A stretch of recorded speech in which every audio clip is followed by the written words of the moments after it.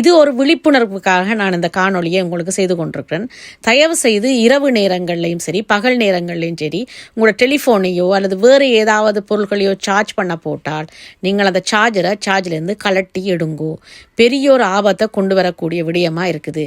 நான் இதை பல முறை உணர்ந்திருக்கிறேன். என்னுடைய டெலிஃபோனை நான் சார்ஜில் போடும் பொழுது என்னுடைய டெலிஃபோனும் சரி, அந்த சார்ஜரும் சரி படுவேகமாக சூடாகிறத நான் கண்காணிச்சிருக்கிறேன்.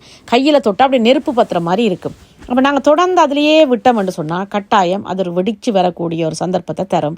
ஆகவே நீங்களும் சரி, உங்களோட பிள்ளைகளும் சரி, இல்லை உறவினர்கள்ட்டையும் சொல்லி வைங்கோ, இந்த சார்ஜர் ஒரு பயங்கரமான ஒரு பொருள்.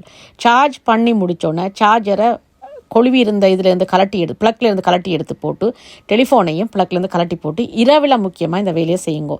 ஏன்னா இரவில் தீப்பத்திச்சுன்னு சொன்னால் நாங்கள் என்ன செய்கிறோம் ஏது செய்கிறோம்னு தெரியாமல் அந்த பக்கத்து வீட்டில் இருந்தவர் ஜன்னலுக்குள்ளாக குதித்த மாதிரி தான் நாங்களும் குதிக்க வேண்டி வரும். இப்போ கிட்டடியில் தான் இன்னொரு விஷயமும் கேள்விப்பட்டேன். நான் சுவிஸ் நாட்டில் எங்களுடைய தமிழ் இளைஞர் ஒருவர் இப்படியான ஒரு தீ விபத்து ஏற்பட்டதால் குளிச்சு கொண்டு இருந்தவருக்கு அந்த பாத்ரூமுக்குள்ளேயே அந்த புகை போய் அந்த புகையை சுவாசிக்க முடியாமல் இறந்ததாக கேள்விப்பட்டேன். நான் அதுக்கு பிறகுதான் நான் புரிஞ்சு கொண்டேன், இந்த தீ விபத்துகள் ஏற்படும் பொழுது அந்த புகைன்ற அடர்த்தியை நாங்கள் சுவாசிக்க முடியாமல் அது எங்களுடைய நுரையீரலை போய் பாதிக்க எங்களுக்கு மயக்கம் போட்டு நாங்கள் எங்களுடைய உயிரை இழக்கிறதுக்கான வாய்ப்பு இருக்குது.